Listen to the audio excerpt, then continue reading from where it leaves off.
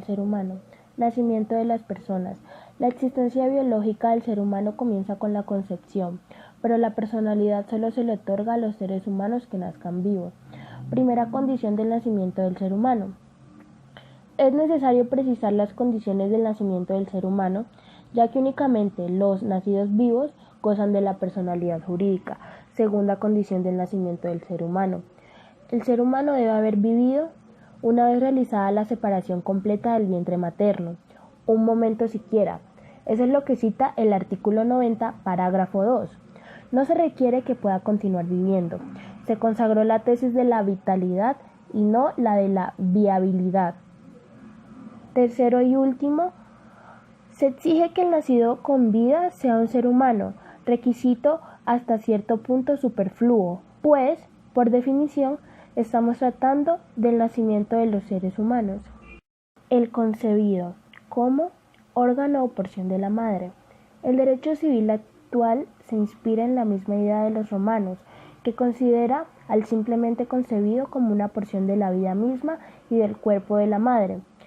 Salva la advertencia de que tal porción u órgano debe considerarse como la más noble, en virtud de su potenciabilidad, de poder de separarse en lo futuro del cuerpo de la mujer y constituirse en una vida autónoma. Primera protección jurídica. La protección jurídica al concebido se manifiesta en dos sentidos, como protección para evitar todo daño que pueda sufrir y como sanción de los daños efectivamente causados. En primer término, el artículo 43 de la Constitución ordena que durante el embarazo y después del parto reciba especial asistencia y protección del Estado. En segundo término, la legislación del trabajo otorga importantes beneficios a la mujer embarazada, pues para que pueda atender convenientemente al sostenimiento del niño concebido. Además, los jueces y funcionarios de policía tomarán las providencias que les parezcan convenientes para proteger la existencia del no nacido, siempre que crean que de algún modo peligra. Eso lo cita el artículo 91. Así, podrá ordenar el cambio de la residencia de la mujer embarazada o prohibir que el padre del concebido siga viviendo con la madre, si en tal forma se protege eficazmente la vida del nasciturus. En tercer término, el Código Penal castiga con penas severas y a veces injustas a la mujer que en cualquier forma cause su aborto o permita que a otra persona se lo cause. Eso lo cita el artículo 122. Las sanciones son mayores cuando el aborto es causado sin consentimiento de la mujer o en mujer menor de 14 años. Eso lo cita el artículo 124. No todo aborto es delito, pues existe el denominado aborto médico, que tiene por fin salvar la vida de la madre, el cual no es punible. Aun cuando la Corte Constitucional declaró exequible el artículo 344 del Código Penal, la realidad social de Colombia es bien diferente. Según estadísticas del Ministerio de Salud de 1994, la cantidad de abortos anuales ascendía a 420.000. De los cuales el 75% era inducido, el 26% de los embarazos termina en aborto. Históricamente está demostrado que la política punitiva no solo este problema y antes por el contrario, lo agrava, por las condiciones antihigiénicas que se realizan los abortos clandestinos. Segundo punto, las nuevas leyes sobre el aborto o interrupción del embarazo. En estos últimos 20 años se ha desatado una discusión de carácter universal sobre el problema del aborto. Un gran número de legislaciones ha suprimido el delito del aborto cuando se ocasiona dentro de las 12 semanas siguientes del embarazo. El fundamento de las nuevas leyes se encuentra en estas principales razones. Primero, la mujer debe tener libertad para ser o abstenerse de ser madre. En relación con hijos no deseados, la mujer puede ser obligada a ser madre, pues ello iría contra el derecho fundamental de la personalidad, que es la maternidad debe ser libre. Segundo, los legisladores de todos los países se encuentran impotentes para sancionar los abortos clandestinos. Tercero, indemnización por daños materiales y morales. La doctrina moderna sostiene que se deben indemnizar los daños morales y materiales causados a la madre por la frustración del nacimiento. Los daños que, aunque no impliquen frustración del concebido, causen un prejuicio transitorio o permanente al futuro del ser humano. En el primer caso, es incuestionable la existencia de un daño material y moral para la madre, del mismo modo que para cualquier persona es grave la supresión de cualquiera de sus órganos o miembros, un ojo, un brazo, etc. También el segundo caso, es decir, cuando el concebido recibe un daño que no impide su nacimiento, pero lo acarrea a consecuencias perjudiciales, como cuando a causa del accidente que sufrió la madre embarazada, el niño nace con un defecto físico. Al respecto, la Corte Suprema de Ottawa decidió en el célebre fallo que debía indemnizar el daño consciente en el nacimiento de un niño con los pies deformes, debido al accidente sufrido por la madre cuando tenía 7 meses de gravidez. Anticipación de la personalidad. El artículo 93 de nuestro Código Civil representa una franca excepción a la regla que establece que la personalidad solo comienza con el nacimiento. Primero, los hijos póstumos. Aquellos cuyo padre muere estando simplemente concebidos tienen el derecho a recibir la porción hereditaria que les correspondería si hubiesen nacido antes de la muerte del padre.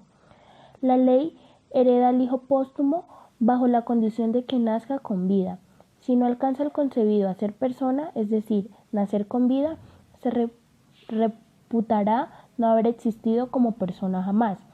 Si alcanza a nacer con vida, entrará el recién nacido en el goce de dichos derechos, como si hubiese existido al tiempo en que defirieron. El póstumo hereda directamente a su padre o lo representa. La primera hipótesis se da en este caso. Muere el padre y deja un hijo nacido y uno concebido. Así, los bienes del padre se dividen en 2 porciones, una que recoge el nacido y otra que les corresponderá al concebido. Si no nace con vida, todos los bienes los recogerá el otro hijo. La segunda hipótesis, o sea, la representación puede darse en la sucesión de los hermanos, como cuando un hermano es el único heredero y muere antes del causante o de cujus, pero deja un hijo nacido y otro concebido. En este caso, la ley permite que los hijos representen a sus padres. Duración de la gestación del ser humano. Primero, el artículo 92 del Código Civil en su redacción inicial. Entre el momento de la concepción del ser humano y su nacimiento transcurre determinado tiempo. Nuestro Código Civil, artículo 92, presumía de derecho que la concepción precede al nacimiento no menos de 180 días y no más de 300, lo que indica que la gestación de un ser humano en el vientre de la madre oscila entre 1 minuto y un máximo. No se admitía prueba en sentido contrario, pues conforme al párrafo final del artículo 66, lo que presume de derecho no puede ser desvirtuado mediante prueba contraria. Extinción de la personalidad. La muerte del ser humano. Principio general. La existencia legal o personalidad de los seres humanos termina con la muerte. El ser humano muerto no es sujeto de derecho. La muerte cerebral. En general, todo el mundo sabe qué es la muerte. Se trata de un concepto popular. Extinción de la personalidad. La muerte del ser humano. Principio general. La existencia legal o personalidad de los seres humanos termina con la muerte. El ser humano muerto no es sujeto de derechos. La muerte cerebral. En general, todo el mundo sabe qué es la muerte. Se trata de un concepto popular que referimos normalmente al hecho de que el ser humano cese de respirar o al último latido de su corazón. Institución de la muerte civil. Hubo una época en la que al lado de la muerte real existía la denominada muerte civil, que consistía en la extinción de la personalidad del ser humano antes de la muerte real. En consecuencia, muerto civilmente era quien, a pesar de estar vivo, se le consideraba muerto para la vida jurídica. Esto existió entre los romanos y entre el antiguo derecho germánico. Los efectos de la muerte. Con la muerte se extingue la personalidad del ser humano, por tanto, deja de ser sujeto de derechos. ¿Qué sucede con los derechos de que era titular una persona antes de morir. Al respecto, es preciso distinguir entre los derechos que tienen la calidad de patrimoniales y los que consideran extrapatrimoniales, ya que los primeros se transmiten a una u otras personas vivas, herederos y legatarios, y los segundos se extinguen definitivamente. Primero, los derechos de la personalidad y los derechos familiares se extinguen definitivamente por ser derechos extrapatrimoniales. Segundo, en general, los derechos patrimoniales, o sea, los derechos reales, derechos de créditos u obligaciones, derechos inmateriales, derechos hereditarios, entiéndase aquello derechos que hubieran podido reclamar en vida el muerto, pasan a los herederos o legatarios, salvo algunas excepciones que no es del caso por examinar ahora. Prueba de la muerte. Esta se acredita con el acta de defunción inscrita en el registro civil. Problema de los conmurientes. En el momento de la muerte de una persona se determina quiénes son sus herederos. Estos han de ser sujetos de derechos que hayan nacido vivos y estén vivos. Excepción hecha de los concebidos no nacidos aún. Primero, la determinación. Por si dos o más personas llamadas a heredarse mutuamente, como sucede en el orden de los hermanos cuando ninguno de ellos tenga hijos y sus ascendientes hayan muerto, parecen en un mismo acontecimiento, accidente aéreo o marítimo u otro semejante, y no puede saberse el orden de los fallecimientos. La ley presume que todos han muerto en el mismo momento. Alcance y valor de la presunción del artículo 95 del Código Civil. La presunción de que varias personas han fallecido simultáneamente exige los siguientes requisitos. Primero, que hayan muerto en un mismo lugar y consecuencia de una misma causa. El artículo 95 emplea la expresión un mismo acontecimiento, con lo cual indica la identidad de causa y del lugar. Si las causas son distintas, como si en un sitio una persona muere ahogada y otra electrocutada, no se aplica la presunción, o si las causas son iguales, por las personas mueren en lugares diferentes. Segundo, que sea imposible establecer cuál fue el orden de los fallecimientos. No pudieron saberse el orden en que hayan incurrido sus fallecimientos. Presunción de muerte. La muerte de los seres humanos es inevitable y, además, fácilmente comprobable, pero ¿qué hacer cuando no se sabe si una persona ha muerto o vive aún? Las guerras y otros acontecimientos similares crean grave incertidumbre. Tal circunstancia ha hecho necesaria que los ordenamientos jurídicos instituyan la muerte por presunción, es decir, la suposición, dadas ciertas condiciones de que las personas desaparecidas o ausentes han muerto. Primero, la declaración de ausencia. Una persona se halla ausente si ha desaparecido de su domicilio y no se tienen noticias del lugar en donde se encuentre. Ante esta situación, su cónyuge, sus consanguíneos, hasta el cuarto grado, sus padres, hijos y hermanos, el Ministerio Público y si acreedores podrían solicitar al juez de familia el nombramiento de un curador para la administración de sus bienes. Ausente indica no solo el hecho de que la persona no se halla en el lugar de su domicilio, sino además que no se sabe dónde se encuentra, hasta el punto de que se duda si vive o ha muerto. El juez declara la ausencia según el trámite indicado por el artículo 656 del Código de Procedimiento Civil de 1970. Segundo, declaración de muerte presunta. Si la ausencia o desaparecimiento de una persona ha durado 2 años o más, se presumirá que ella ha muerto. El juez dictará sentencia de declaración de muerte presunta previa a la situación del desaparecido por medio de edictos públicos en periódicos oficiales, 3 veces por lo menos, debiendo correr más de 4 meses entre cada 2 citaciones.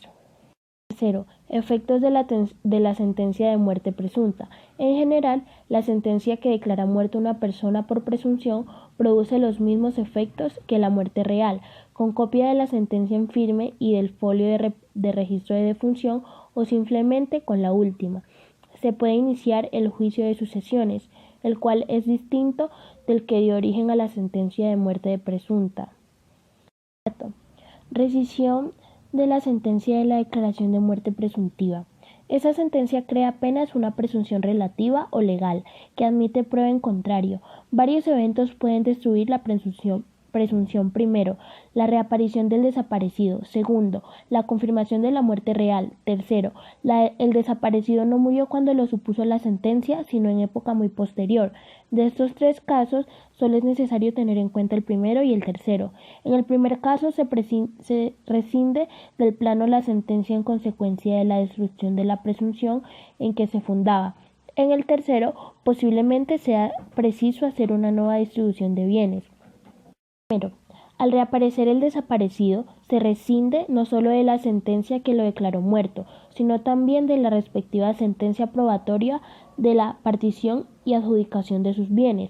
Si dentro de los 10 años siguientes a la publicación de la sentencia se inicia el respectivo proceso ordinario, los adjudicatarios de esos bienes serán obligados a restituirlos al reaparecido, si no hubiera obrado de mala fe para obtener la sentencia de muerte presunta o la de participación y adjudicación, serán condenados a pagar los frutos de los bienes durante el tiempo que los tuvieron en su poder y los daños que les hubieran causado, y según las reglas generales, en caso contrario, solo serán condenados a restituir los bienes.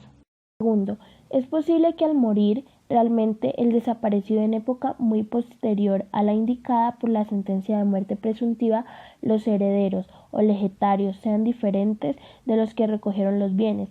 Por ejemplo, la sentencia declaró a una persona el 12 de marzo de 1965, por más tarde se prueba que murió el 12 de diciembre de 1970, que en 1966 contrajo matrimonio y en 1967 tuvo un hijo matrimonial. Si los bienes se adjudicaron a los hermanos del desaparecido, el hijo tendrá derecho a pedir la nulidad de la sentencia probatoria de la partición para que se le adjudiquen los bienes por tener mejor derecho a heredar de su condición de hijo. Vale lo mismo si la partición se efectuó con base de un testamento del desaparecido, como si aparece nuevo testamento otorgado durante el tiempo en el que el juez ya lo había declarado muerto. Atributos de la personalidad. Atributos de la personalidad. Apellido y domicilio. Con la expresión atributos de la personalidad física entendemos una serie de cualidades o propiedades que se predican de todos los seres humanos, sin distinguir su condición. Unos atributos sirven para identificar a cada persona en relación con las demás, la cual se hace en primer término con el nombre y apellido, y en segundo término con el domicilio, o sea, el lugar de donde habitualmente se vive. Otros atributos se relacionan con el estado civil, esto es, la calificación de la persona en relación con la familia de donde proviene o con la que ha formado. Finalmente, existen los derechos humanos o derechos de la personalidad o fundamentales, que son atributos comunes a todo ser humano. En el presente capítulo expondremos lo relativo del apellido y domicilio. En el próximo lo que se refiere al estado civil y en el quinto los derechos humanos o de la personalidad. Continuando con los atributos de la personalidad, otro de los ejes centrales es comprender acerca de las particularidades de la personalidad, entendiendo el concepto de persona como todo ser capaz de contraer derechos y obligaciones. Es un ser pues que se encuentra inmerso en la sociedad y no en una sociedad en general, sino específicamente dentro de un territorio. Esa persona se relaciona de manera jurídica en ese estado organizado y es inherente como humano, pues ya que tiene condiciones y particularidades especiales que lo van a diferenciar de los demás. Se establece una personalidad ajustada jurídicamente a unos lineamientos estatales que le asisten por ser persona sujeta a derechos y a unas obligaciones, y el aparato estatal es garante de esos derechos y de esas obligaciones. Los atributos frente a las personas jurídicas como a las naturales son comunes a la normatividad, con algunas excepciones derivadas pues de sus propios atributos. Se parte de los rasgos principales de la personalidad, como son el nombre, la nacionalidad, el domicilio, la residencia, el estado civil, la capacidad y entre otros atributos. Se dice que toda usurpación del nombre y el apellido, usándolo personalmente, pues conducen a una infracción. y el usurpador no lo puede usar nunca más. Pero si se trata de usurpar para una entidad comercial, se requiere que exista un daño material o moral. El ejemplo es que cuando se utiliza el nombre y el apellido en un cuento o en un libro, pues no causa mayor incidencia. Pero si se trata de usurpar el nombre de un autor o de una persona de medio que tiene ya una trayectoria y un reconocimiento, eso implica connotaciones mucho más importantes. No importa, pues dicen algunos autores, que lo haya realizado con mala fe, con buena fe, con culpa o con dolo. Para que nazca la indemnización de prejuicios, se debe demostrar el daño, si es moral, como por ejemplo al honor, es decir, el daño a su personalidad, y eso pues se puede solicitar judicialmente. Uno de los atributos a la personalidad es el derecho al buen nombre. Este concepto es protegido por el Estado colombiano mediante el artículo 15 de la Constitución. Es diferente al derecho a la honra. Este derecho se refiere a la buena fama y a la reputación, o a la opinión que tiene una persona sobre otra. Para la corriente francesa se indicaba que debe existir una indemnización o reparación de prejuicios, así se haya probado el daño o no se lo haya probado. Se habla también del delito de injuria, que es cuando una persona de manera dolosa, es decir, con voluntad, causa daño, difama o daña la imagen o reputación de esa otra persona, lo cual se puede demandar judicialmente. Se dice que no solamente las personas naturales pueden ser objeto de este delito, sino también las personas jurídicas, es decir, una empresa, una entidad, que pueden llegar a ser desacreditadas. De igual forma se dice que se deben cuidar los seudónimos, tienen el mismo nivel de protección. La identificación de las personas es muy importante. Este se acredita por un documento de identificación personal que genera un estado civil a la persona. Estos documentos pues son asignados por la Registraduría Nacional del Estado Civil, que se hace en el momento de inscripción del registro de nacimiento, y de allí se desprenden otros documentos como la cédula de ciudadanía, la tarjeta de identidad, o los menores de 14 años se los acredita con su registro civil de nacimiento. Con estos documentos se demuestra la nacionalidad colombiana.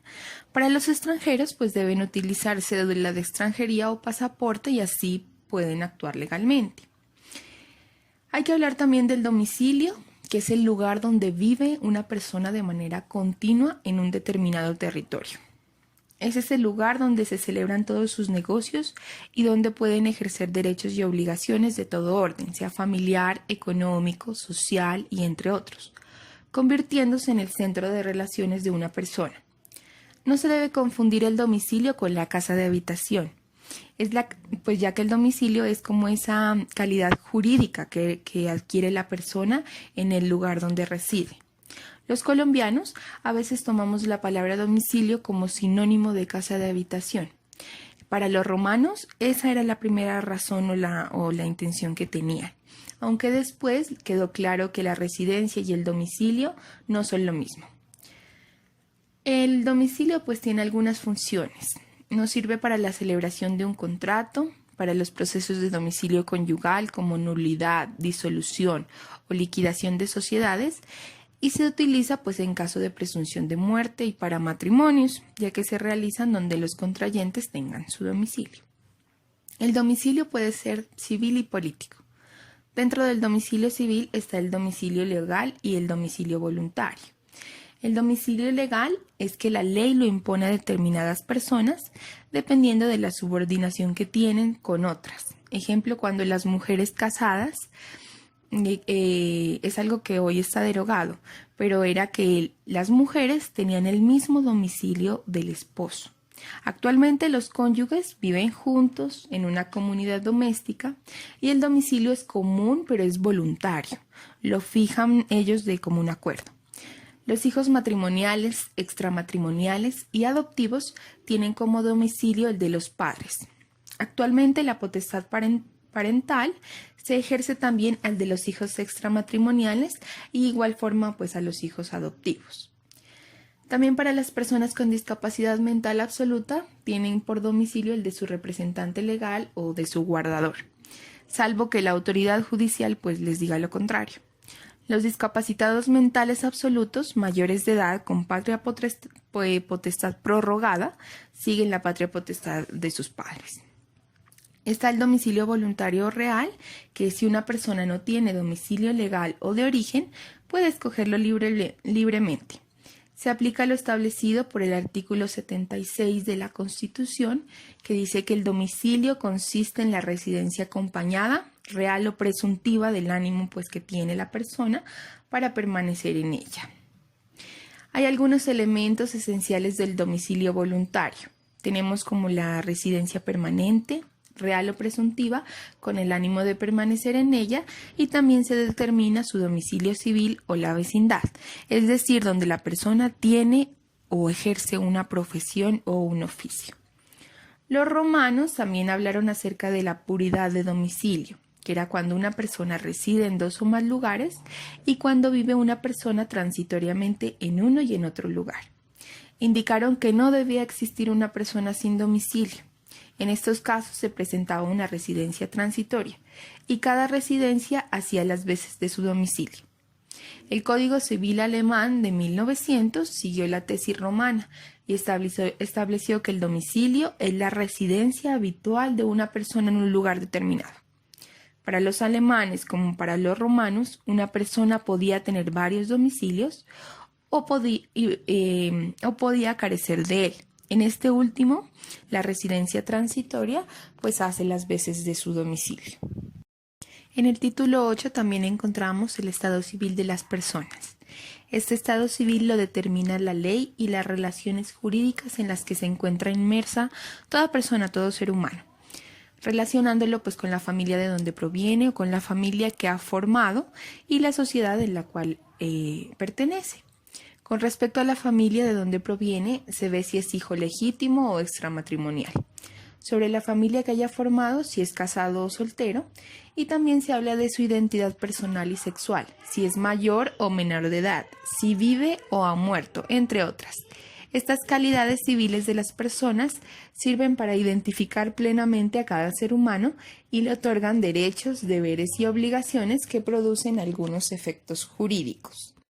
El estado civil de las personas tiene unas características.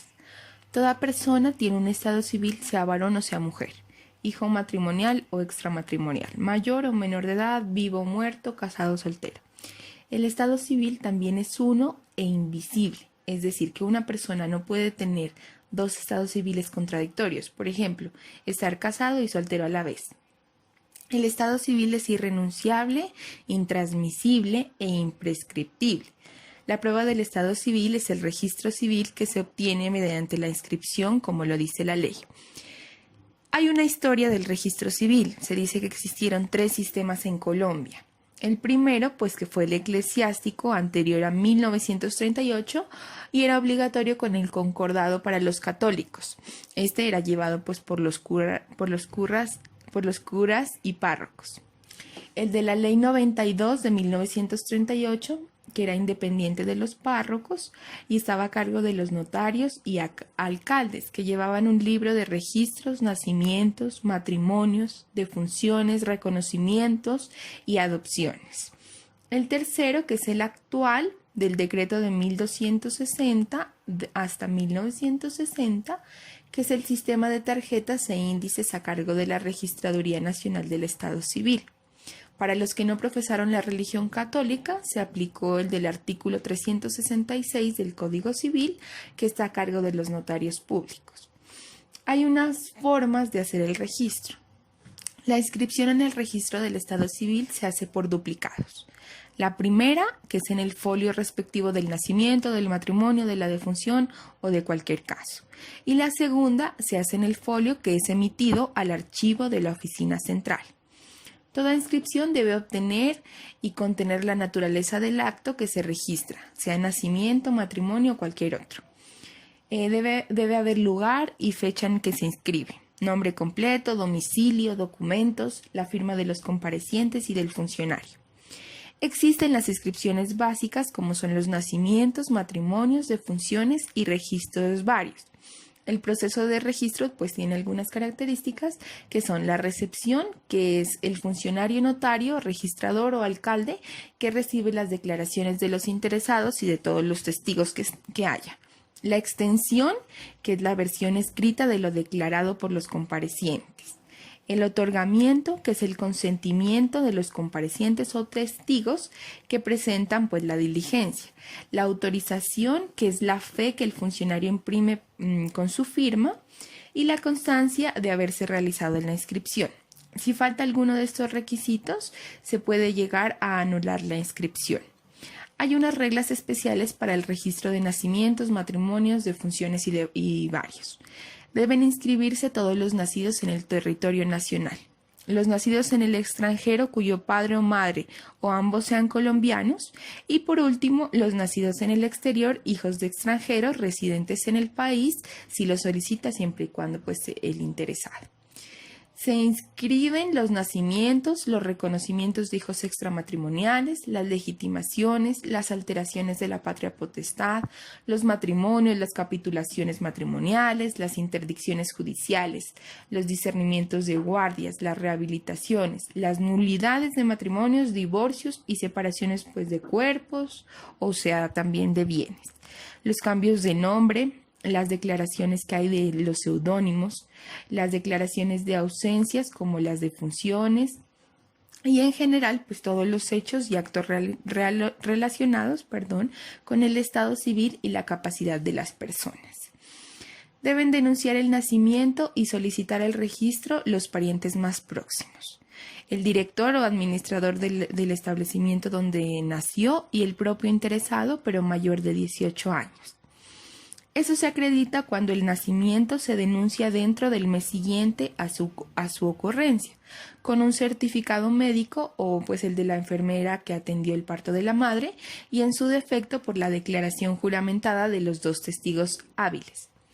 La inscripción consta de dos partes, una genérica y otra específica. En la primera se anota pues el nombre del inscrito, su sexo, municipio y fecha de nacimiento, la oficina donde se inscribió y el número del folio. En la específica se consignarán la hora y el lugar de nacimiento, el nombre de la madre y del padre y las identidades, el nombre del profesional que certificó el nacimiento y entre otros aspectos. Y además se imprimirán las huellas plantares del inscrito menor y la de los dedos pulgares de sus manos. Para los hijos extramatrimoniales, el funcionario indaga el nombre de los padres y anotará el del padre, si reconoce pues al hijo como padre o como testigo. Si no asiste, se enviará copia al defensor de familia para que él se haga cargo. Para los hijos adoptivos, el trámite administrativo determina pues su resolución con la adoptabilidad. Se inscribe en el libro de varios de la notaría o de la oficina del registro civil, al igual que la sentencia pues, que decrete la adopción que ya se haya realizado. Para los registros de matrimonio debe contener los nombres de los contrayentes, la fecha, el lugar, la parroquia o autoridad religiosa o el juez que lo celebró, las copias auténticas del acta parroquial o la estructura de protocolización del matrimonio civil. Las actas de matrimonios expedidas por autoridades religiosas se deben inscribir en la oficina de registro del Estado Civil en el lugar donde se dio la celebración.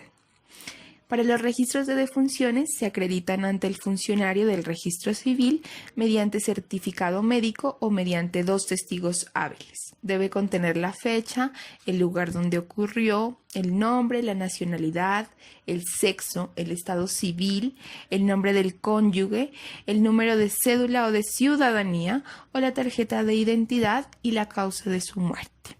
Si fuere muerte presunta, se llevará el registro a la respectiva sentencia judicial. Hay una reconstrucción y un levantamiento de inscripciones en los folios del registro civil. El anterior decreto indica que en lo relativo a los estados civiles de la persona, modificaciones o alteraciones se debe constar en el registro del estado y que las únicas pruebas sean las copias de las inscripciones que están en los folios de los archivos. Se hacen las reconstrucciones o levantamientos de una inscripción cuando se ha perdido o se ha destruido. También cuando se hizo fuera de tiempo, pues del tiempo establecido por las normas. Por ejemplo, el matrimonio debe inscribirse dentro de los 30 días siguientes a la celebración. Hay una posesión notoria del estado civil, que es la manifestación exterior de ese estado civil y es el comportamiento ante los demás como titular de una de dichas calidades sin que exista discusión o oposición de nadie. Como cuando un hombre y una mujer ante los habitantes o el lugar donde residen pasan como casados y demuestran que tienen un domicilio común. Hay unos elementos de la posesión notoria del estado civil. Debe ser notoria, es decir, pública. Para esto existen 3 elementos, que es el nombre, el trato y la publicidad. El nombre, es decir, que los poseedores del estado civil lleven el nombre y el apellido que corresponden a ese estado. Por ejemplo, el hijo matrimonial ha de llevar el apellido del padre a la mujer casada y ya, por ejemplo, a la mujer casada ya no se le exige que lleve el apellido de su marido como se hacía pues en años anteriores.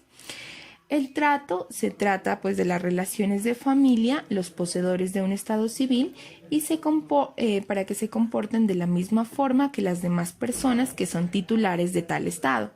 Es decir, que el marido debe tratar a su esposa como los demás maridos tratan a su esposa y tener unas relaciones de convivencia sana. La publicidad. Los habitantes del respectivo municipio o aldea donde viven los poseedores del estado civil den por cierto fundándose en los hechos y así indicando la existencia del estado civil de que se trate. La posesión notoria del estado civil se prueba por un conjunto de testimonios fidedignos. Esto, según la Corte, pues indica que tiene que haber varios testimonios o al menos que haya más de 2. La ley contempla 3 calidades del estado civil susceptibles de probar mediante posesión notoria, que son el estado civil del matrimonio, el estado civil del hijo matrimonial y el estado civil del hijo de padre y madre, que pueden ser extramatrimoniales. Bueno, aquí también encontramos la posesión notoria del nacimiento. El nacido con vida mientras esté vivo, pues tiene la posesión de la vida y solamente la va a perder cuando éste muera. En cuanto a las personas vivas, el solo hecho de ser seres humanos indica que tiene la principal calidad civil, o sea que pueden ser personas desde el mismo instante de que llegue a nacer. Un solo instante de vida produce en la persona una posesión notoria como tal. A continuación, desarrollaremos el siguiente tema: el valor probatorio de las actas y folios del Estado civil. En primer lugar, son instrumentos públicos los libros, folios, tarjetas, copias y certificados del registro civil. Y es el funcionario civil quien los otorga, y estos sirven de medio de prueba legal.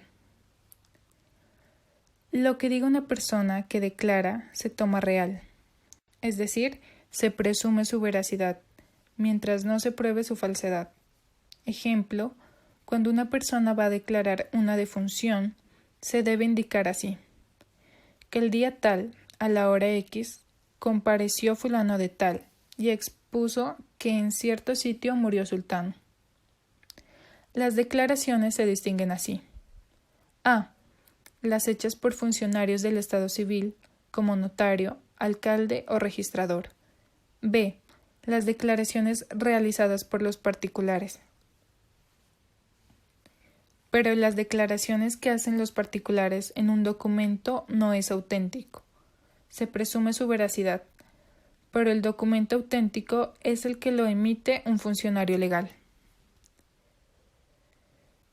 Impugnación de las inscripciones del Estado civil. Puede ser impugnada una inscripción o su copia en 3 casos. A.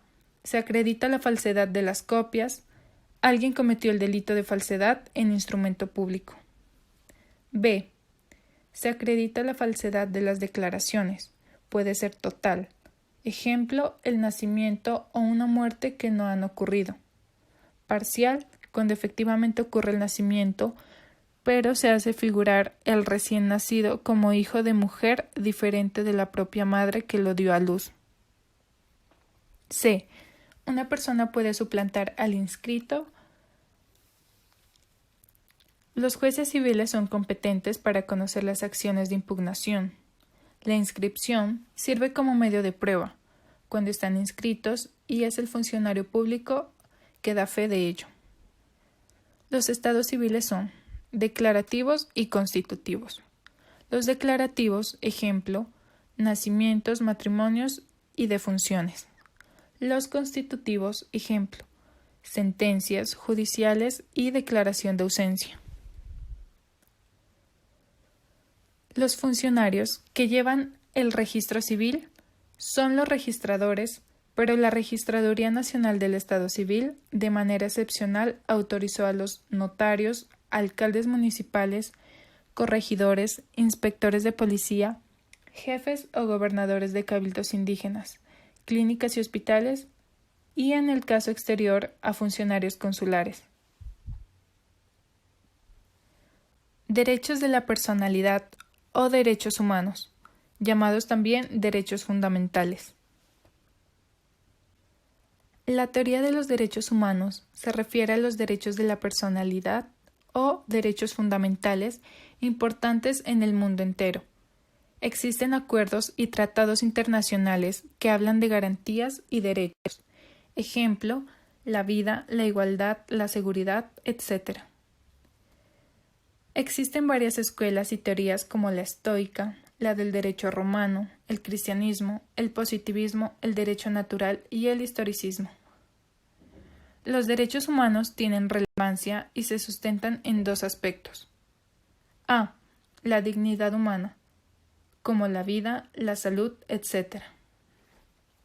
Constituyen proyecciones de la personalidad del ser humano. Aquí lo abstracto se positiviza. B. Derechos supranacionales, es decir, vigentes en todo el mundo. Ejemplo, la Declaración Universal de los Derechos Humanos. Los derechos humanos en el orden jurídico positivo. Se contemplan las doctrinas alemana, francesa, española, italiana y colombiana. Estos derechos humanos están por encima del derecho civil y de la Constitución de cada Estado. Son normas supranacionales y la misma Constitución los debe respetar. Y están en todas las áreas del derecho laboral, penal, etc. Como por ejemplo, en Colombia el artículo 93 de la Constitución que habla de los tratados internacionales. ¿Por qué estos derechos son subjetivos? Pues porque los derechos de las personas son bienes jurídicos protegidos por la Constitución y la ley, frente a cualquier vulneración que venga de cualquiera. Se dice que son verdaderos derechos subjetivos porque estos derechos no se pueden separar del sujeto, porque son inherentes al ser humano. Ejemplo, derecho sobre mi vida, mi salud, mi cuerpo, mi libertad. Estoy afirmando un poder de mi voluntad sobre mi vida, cuerpo, salud, etc. Características. Son derechos absolutos, pues el respeto es para todos. El Estado los garantiza. Se hacen efectivos desde que se nace hasta que desaparecen con la muerte, pero también se respeta el honor de una persona cuando muere. Ejemplo, un escritor escribe un libro. Proclamaciones universales de los derechos humanos. Entre ellas están las más trascendentes. La Carta Magna de Inglaterra, de 1215. La de 1776, Declaración de Derechos de Virginia. La Declaración de los Derechos del Individuo y del Ciudadano de 1789, con la Revolución Francesa. Influencia de la Revolución Francesa en Colombia. La Constitución de Cundinamarca del 30 de marzo de 1811, en su artículo 1, enumera varios derechos como la igualdad, la libertad, la seguridad y la propiedad. La Constitución de Tunja del 9 de diciembre de 1811 introdujo a toda persona y conservar su vida. En las constituciones del Estado de la Nueva Granada de 1832 y 1853, la Confederación Granadina de 1858, los Estados Unidos de Colombia de 1863, la Constitución de 1886 introdujo todas estas protecciones de las personas hasta llegar a la Constitución actual, donde se habla de manera amplia este tema. Los derechos del pueblo trabajador y explotado. En el año de 1918 se realizó en la Unión Soviética la Proclama de los Derechos del Trabajador y Explotado, evitando la explotación del hombre por el hombre y la abolición de la división de la sociedad de clases. La Declaración Americana de los Derechos y Deberes del Hombre, aprobada por la Novena Conferencia Internacional Americana de Bogotá, abril de 1948, se anunciaron los derechos de la vida, la libertad, la seguridad, la igualdad, sin distingo de raza, sexo, idioma, credo, entre otras más. Los derechos humanos, según la Asamblea General de las Naciones Unidas, en 1948, una de las más valiosas y completa Declaración de los Derechos Humanos, donde se hablan de los derechos civiles y políticos. La Constitución Política de 1886 en Colombia y los derechos humanos se protege la vida, honra y bienes. La Constitución Española de 1978 y los derechos humanos trata de los derechos de la personalidad y los derechos fundamentales de la dignidad humana y libre desenvolvimiento de la personalidad, que son el fundamento del orden político y la paz social. Los derechos humanos en las constituciones socialistas, como la Constitución Soviética de 1977, trata de los derechos del pueblo trabajador y explotado. Indica que los derechos de los hombres y las mujeres son iguales. La Constitución de la República Democrática Alemana hablaba de la igualdad, derecho al voto, al trabajo, la cultura, etc. En ambas constituciones se habla de los derechos políticos y civiles, al igual que los derechos económicos y sociales. La Constitución colombiana de 1991 habla de la función del Estado colombiano como un Estado social de derecho. Se habla de muchos aspectos, todo un pliego de derechos fundamentales, sociales, económicos, culturales, colectivos, de medio ambiente y en su preámbulo con la finalidad de asegurar a todos los colombianos la vida, la convivencia, el trabajo, la igualdad, el conocimiento, la libertad y la paz dentro de un marco jurídico, democrático y participativo, que garantice un orden político, económico y social justo. Derechos humanos, civiles y políticos. Derecho a la vida. Uno de los derechos que se tutela en el mundo entero y que es frecuentemente vulnerado es el derecho a la vida.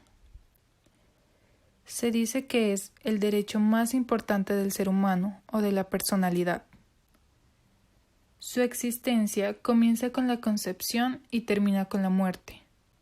Toda persona tiene derecho a vivir en forma indefinida, hasta que se extinga la vida por causas naturales. Está protegido este derecho por la ley, la doctrina, la jurisprudencia y los tratados internacionales y el bloque de constitucionalidad.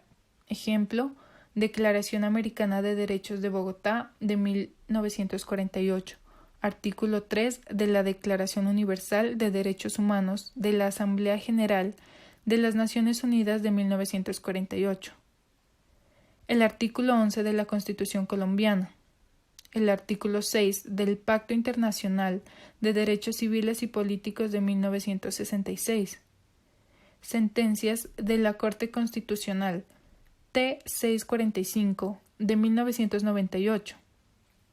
El Código Penal sanciona a quien suprima la vida en el artículo 103. Se sanciona el aborto, suicidio, la eutanasia, etc. Se habla también del derecho a la vida digna, en donde la sentencia de la Corte Constitucional T-067 del 22 de febrero de 1994 desarrolla muy bien el tema. De igual manera, el suicidio y el derecho para morir dignamente. Esto no es que se tenga poder sobre decidir mediante el suicidio. Es un deber de toda persona de preservar la vida. Los ordenamientos jurídicos propenden por el derecho a la vida y no al derecho a morir. Diferente al suicidio es el derecho a morir dignamente. La vida humana no es la mera existencia, y para que éste perdure no debe ser sometida a procedimientos que busquen su prolongación injustificadamente. La dignidad humana busca también el derecho a morir dignamente. Sentencia C. 293 de 1997. Reparación civil. Aparte de las sanciones penales por quitarle la vida a una persona, se desprenden sanciones civiles, como indemnizaciones de carácter civil, daño moral subjetivo. Derecho sobre el cuerpo humano y su integridad. Al igual que la vida, el cuerpo que tiene cada persona, especialmente en su integridad, es protegido por el ordenamiento jurídico contra atentados de los demás. El cuerpo humano no es una cosa jurídicamente hablando, pero se toman aspectos abstractos, como la personalidad. El derecho humano o de la personalidad sobre el cuerpo se manifiestan así. Nadie puede ser coaccionado en su integridad personal. Los atentados contra la integridad corporal son delitos penales y civiles. Nadie puede ser torturado, nadie puede disponer de su cuerpo, salvo excepciones como las cirugías que requieren consentimiento del paciente, excepto cuando una intervención quirúrgica en el cuerpo humano se requiere realizarla de manera urgente,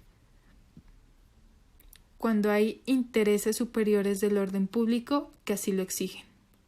Ejemplo, la vacuna es obligatoria en algunos países. Francesco Carneluti dice que si una operación es necesaria realizarla, se la debe hacer para salvar la vida. El cirujano debe realizarla, aun contra el consentimiento del paciente, porque la vida del hombre tiene interés no solo para él, sino también para la sociedad y el Estado. Atentados contra la integridad corporal. Nuestro código sanciona las lesiones personales causadas en el cuerpo humano. Artículo 111. También el derecho civil ordena la indemnización pecuniaria.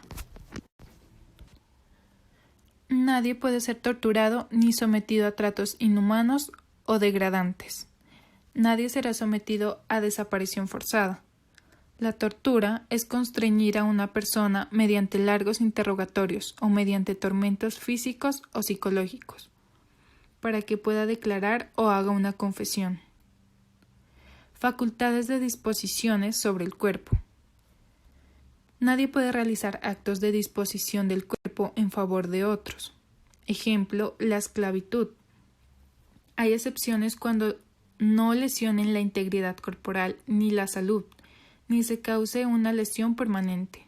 Verbigracia, el contrato de la lactancia, en donde una mujer dona o vende leche de su cuerpo para alimentar al niño de otra mujer. Los contratos de transfusión de sangre para fines humanitarios. La venta de cabellos. La venta o donación que el hombre hace de su esperma. El cuerpo humano. El cadáver es una cosa no comercial, pero de valor social familiar, sujeto a un régimen especial de protección para otros. Es una cosa sin dueño, no susceptible de apropiación. La persona en vida puede disponer de su cadáver por causa de muerte, donación para fines de investigación científica, etc. Cuando el cadáver carece de propietario, se lo considera res nullius, que significa cosa de nadie, y lo pueden tomar los institutos de investigación científica para sus estudios o experimentos, como por ejemplo una universidad. Legislación sobre trasplantes. Se establece que son componentes anatómicos los órganos. tejidos, células y en general todas las partes vivas que constituyen el organismo humano. Donante. Es la persona a la que durante su vida o después de su muerte, por su expresa voluntad o por la de sus deudos, se le extraen componentes anatómicos para utilizarlos para trasplantes o implantes en otra persona, con objetivos terapéuticos. Receptor. Es la persona cuyo cuerpo se trasplantan o implantan los órganos. La donación se hace gratuitamente. Está prohibida la remuneración. Solo se hará la extracción y utilización de los órganos bajo los procedimientos señalados en la ley. El donante vivo debe ser mayor de edad, civilmente capaz, con sus facultades mentales. Si es mujer, no debe estar en estado de embarazo. Debe tener buen estado de salud certificado por un médico distinto al que vaya a realizar el trasplante. Se requiere el consentimiento informado, es decir, las consecuencias de su decisión. Ese consentimiento es revocable en cualquier tiempo, en forma total o parcial. Antes de la ablación o extirpación, la donación de órganos o componentes anatómicos, con el mismo procedimiento. Se debe obtener el concepto favorable del Comité Institucional de Bioética o de Ética Hospitalaria. El donante puede donar solo uno o parte de los órganos simétricos, pares, o solo parte de un órgano asimétrico, o de médula ósea, para su trasplante o implantación inmediata. La donación de órganos, para su validez, debe estar expresada en una notaría, en un documento privado o si tiene carnet de donante. El título 8 tiene una subdivisión, que son los derechos de la personalidad o derechos humanos. Aquí tenemos el derecho a la libertad, que es la facultad de obrar y pensar sin sujeción al arbitrio o coacción ajena. La Corte Constitucional nos dice que la libertad comprende la posibilidad y el ejercicio positivo de las acciones dirigidas al desarrollo de las aptitudes y elecciones individuales, que no pugnen con los derechos de los demás, es decir, que no se choquen o que no dañen el derecho del otro. Este tiene unos aspectos muy importantes, que es: todo ser humano nace libre. Antiguamente, en Grecia y Roma, no se conocía este tipo de libertad, porque solamente un grupo limitado era el que lo poseía. La gran mayoría nacía en estado de esclavitud, por tanto, no podía desarrollar libremente su personalidad. En Colombia se abolió la esclavitud por la Ley 21 de mayo de 1851, bajo la presidencia de José Hilario. Posteriormente, en el artículo 74 del Código Civil, se establece que el ser humano es persona. Y finalmente, el artículo 17 de la Constitución Política de Colombia de 1991, en el cual se prohíbe la esclavitud, la servidumbre humana y la trata de seres humanos. Como segundo aspecto importante, tenemos que todo ser humano tiene derecho a vivir en estado de libertad.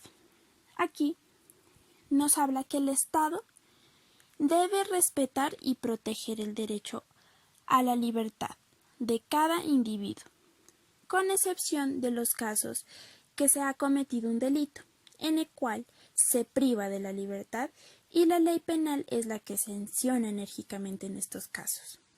Encontramos otro aspecto, que es la libertad de movimiento, que sería que la libertad de movimiento hace referencia y es a elegir su residencia en el territorio del Estado. Es decir, toda persona tiene derecho a elegir su residencia en cualquier territorio del Estado, y la persona tiene derecho a salir del país, incluso del propio, y regresar a él. Esto está respaldado en el artículo 8 de la Declaración Americana de Bogotá, y por el artículo 13 de la Declaración Universal de los Derechos Humanos de 1948. Otro aspecto importante es la libertad de trabajo. Derecho de trabajo y al trabajo. Estos son derechos completamente distintos. ¿Por qué? Porque el derecho de trabajo hace referencia al derecho que tiene toda persona para escoger su profesión, oficio o actividad en la que quiera desarrollarse. En el caso del derecho al trabajo, es aquel que tiene toda persona para poder ocuparse y realizar su actividad, profesión en condiciones de dignidad, con el fin de satisfacer sus necesidades personales y familiares de forma digna, y se protege frente al desempleo. Esto está consagrado en el artículo 25 de la Constitución, en la que se establece que el trabajo es un derecho y además de eso es una obligación social. Como otro aspecto tenemos la libertad de empresa, en la cual se ha establecido que toda persona es libre de adquirir bienes y darles el destino que deseen, teniendo en cuenta que puede disponer y administrarlos de la forma que la persona desee. Esto se lo ha consagrado en el artículo 333 de la Constitución. Y aquí también se pretende garantizar la propiedad privada y en especial la denominada capitalista, pero que tiene que ir de acuerdo con el Estado social de derecho en la cual se impone una función social. Como otro aspecto importante tenemos la libertad de conciencia, en la cual la Constitución nos ha dicho que es el derecho que comprende el derecho a la autonomía del individuo para discernir y apreciar el valor moral de los actos humanos y la libre observancia de sus propias convicciones. Aquí, la norma en mención tiene 4 garantías importantes. La primera es que toda persona puede tener o no creencias filosóficas, religiosas, ideológicas o políticas. Como segunda garantía tenemos que hay un derecho al silencio, en la cual nadie puede ser obligado a manifestar sus creencias o condiciones a través de procesos administrativos o judiciales.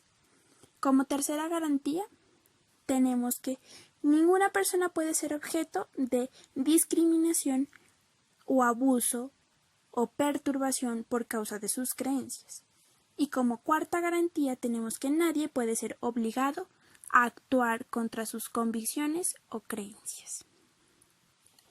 Como otro aspecto importante, tenemos la libertad de cultos, la libertad de religión.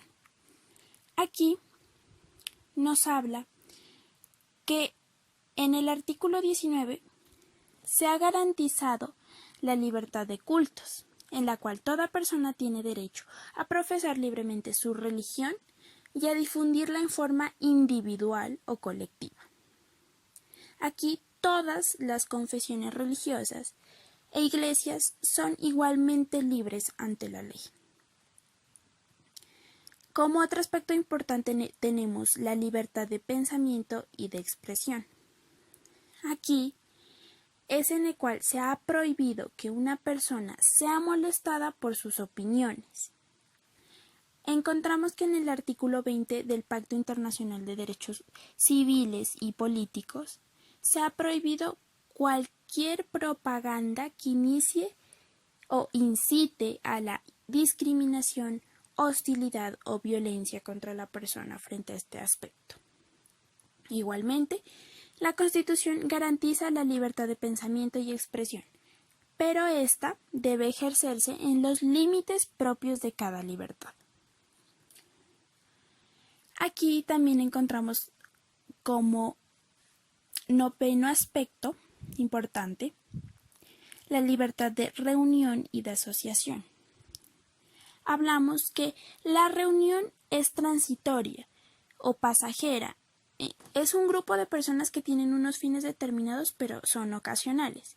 Y en el caso de las asociaciones es que hay pluralidad de personas con fines determinados, pero están obligados o unidos por un negocio jurídico, en el cual tienen unas obligaciones y tienen como elemento fundamental la affectio societatis o voluntad específica y concreta de asociarse. La libertad política nos habla que en la Declaración Universal de los Derechos Humanos, en su artículo 15, se ha proclamado que la libertad política es para todas las personas, y en el Pacto Internacional de Derechos Civiles y Políticos se ha reconocido para todos los ciudadanos el derecho de participación en el gobierno de su país, directa o indirectamente, por representantes elegidos, mediante una votación o sufragio universal.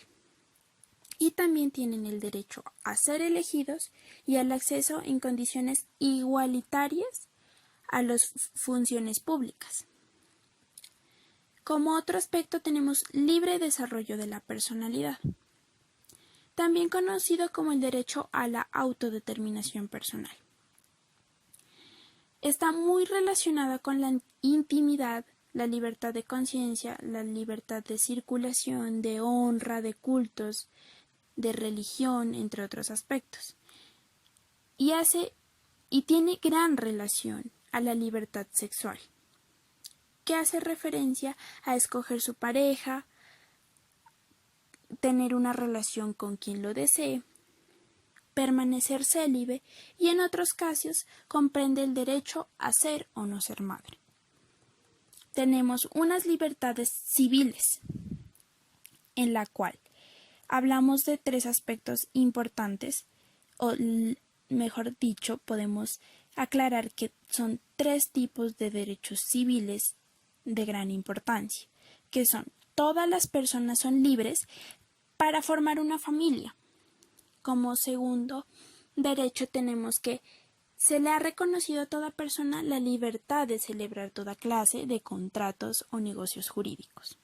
Y como tercero tenemos que cada persona tiene la libertad testamentaria, es decir, que puede disponer de sus bienes a su muerte. Otro de los derechos de gran importancia es el derecho a la igualdad. Aquí se pretende o tiene una intención de explicar que ha tenido una intensa evolución este tipo de derecho en la materia, que con el fin se ha querido suprimir las desigualdades entre los seres humanos. Aquí el artículo 2 de la Declaración Americana de Bogotá ha proclamado que todas las personas son iguales ante la ley y tienen los derechos y deberes consagrados en la Declaración sin distinción de raza, sexo, soberanía, credo, religión, entre otros aspectos. Encontramos muy importante el tipo de desigualdades en razón de sexo, que tiene finalmente podemos hablar que su intención es hablar de la igualdad de derechos y oportunidades entre hombres y mujeres, en las cuales se ha prohibido alguna clase de discriminación. Además de ello, se le ha ordenado al Estado que le otorgue a la mujer una protección especial, asistida, durante su embarazo y después de este.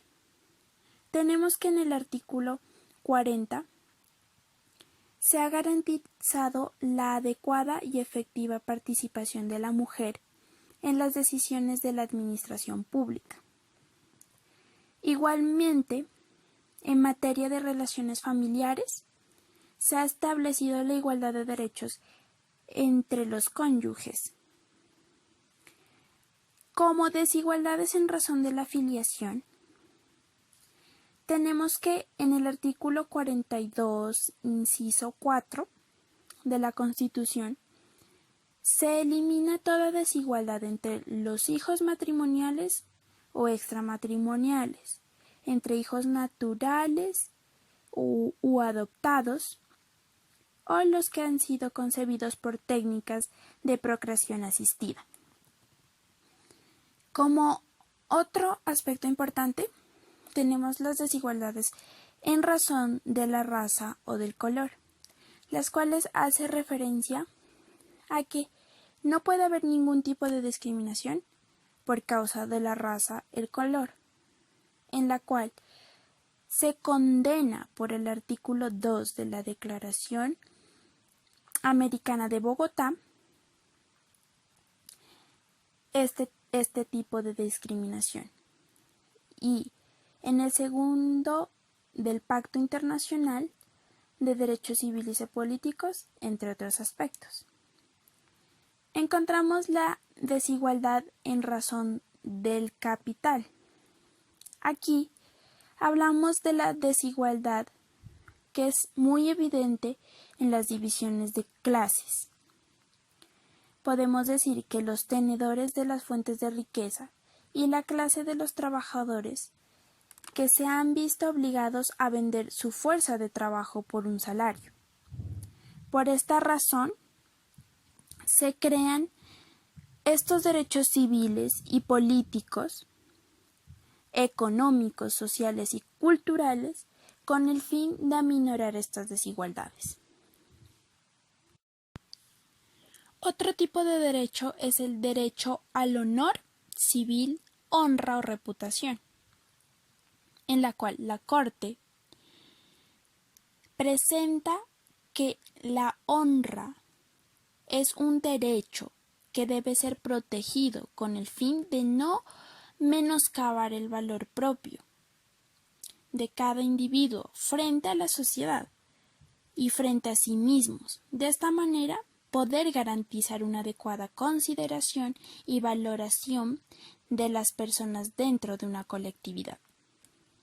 En el derecho a la intimidad personal y familiar.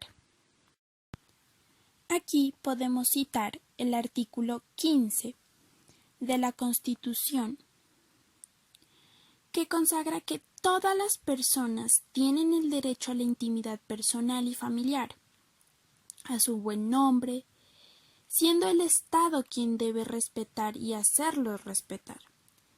Asimismo, encontramos que toda persona tiene derecho a conocer, actualizar, rectificar las informaciones que se hayan recogido sobre ellas en bancos de datos, en archivos de entidades públicas o privadas. Esto se hace con el fin que ninguna persona sea objeto de injerencias contrarias o ilegales en su vida privada o familiar, o la intromisión de su domicilio, correspondencia, fotografías, interpretación de llamadas telefónicas, o ataques ilegales a su honra o reputación, entre otros aspectos.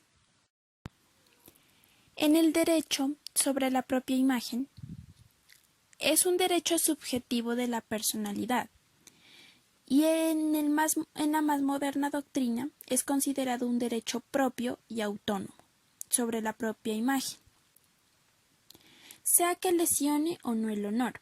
Este derecho se reconoce a exponerse en público cuando se quiera. Igualmente reconoce el derecho de prohibir que su imagen circule para vista permanente de todos. Encontramos que este derecho a la imagen lo tiene toda persona mientras viva. A su muerte se transmite a su cónyuge, a sus hijos o a los descendientes legítimos de estos. En su defecto, al padre o a la madre. En los derechos fundamentales de la niñez y derechos de los adolescentes, encontramos que el Estado está obligado, y en especial un Estado social de derecho, a garantizar el desarrollo sano, integral y armónico de los futuros ciudadanos, a quienes debe asistirlos y protegerlos en igualdad de condiciones. Aquí el artículo 44 de la Constitución establece los derechos fundamentales de los niños, como son el derecho a la vida, a la integridad física, a la salud, a la seguridad social, a la alimentación, al nombre, a la nacionalidad, entre otros aspectos. La familia, la sociedad y el Estado son aquellos que están encargados y obligados a asistirlos, a protegerlos, con el fin de garantizar su desarrollo armónico e integral y el ejercicio pleno de sus derechos. Los derechos de los niños van ligados a los derechos de los adolescentes. El Estado y la sociedad son los encargados de garantizarlos, protegerlos, de forma integral, siendo ellos quienes garanticen la participación activa en los organismos públicos, privados, que tengan a cargo la protección de la educación y progreso de la juventud. Tenemos los derechos económicos, sociales y culturales. Los principales son el derecho al trabajo y a la remuneración justa. Este derecho garantiza la seguridad social, la capacidad de adiestramiento, el derecho al descanso necesario, la protección especial a la mujer, en la maternidad y el trabajo del menor de edad. Es decir, se protege al menor de edad, el cual no puede trabajar por su condición, y asimismo a personas con discapacidad o en los casos de una edad avanzada. Tenemos aquí el derecho a un nivel de vida adecuado para sí y para la familia. Este derecho comprende un buen nivel de alimentación, vestimenta, vivienda, salud, derecho al deporte, a la recreación, al aprovechamiento del tiempo libre, entre otros aspectos. Esto se encuentra consagrado en el artículo 11 del Pacto Internacional de Derechos Económicos, Sociales y Culturales. Estos derechos tienen origen en las primeras revoluciones ideológicas, ocurrida en Roma con ocasiones de la concentración del suelo en pocas manos, entre otros aspectos. Tenemos el derecho a un nivel cultural, en la cual toda persona tiene derecho a participar en la vida cultural, gozar de los beneficios del progreso científico, de las aplicaciones y beneficios de producciones científicas, literarias, artísticas, y asimismo tiene el derecho a la protección de sus intereses morales y materiales que le corresponden por razones de inventos, obras literarias, científicas o artísticas. Tenemos el derecho a la seguridad social, el cual garantiza y ofrece que el Estado, en el sentido de que una persona incapacitada para trabajar, ya sea por cuestiones de salud, de edad, menores de edad o ancianos, gocen de un subsidio económico para que puedan continuar viviendo en condiciones de dignidad. Finalmente, encontramos derechos colectivos y del medio ambiente. En los derechos colectivos encontramos el derecho del consumidor y la responsabilidad de quienes en su producción atenten contra la salud. Igualmente, el derecho a la paz, el respeto efectivo y real de todos los derechos inalienables de los hombres. Y como otro derecho tenemos la protección y la integridad del espacio público y destinación del uso común. En los derechos del medio ambiente encontramos la relación de los hombres con la naturaleza, la cual no puede ser por razón de solamente observancia, sino que los países industrializados y subdesarrollados tienen un compromiso de lograr un desarrollo sostenible o sustentable. y encontramos normas jurídicas que regulan estas relaciones de las personas con la naturaleza, con el propósito de preservar y proteger el medio ambiente, en su afán de dejarlo libre de contaminación o mejorarlo en caso de estar afectado. Si hablamos de las consideraciones generales sobre los derechos humanos, hablamos que en la Declaración Universal de Derechos Humanos de las Naciones Unidas se afirmó la elaboración de una doctrina de derechos que debe gozar todos los miembros de la familia humana. Igualmente se expresa la creación de una conciencia de humanidad.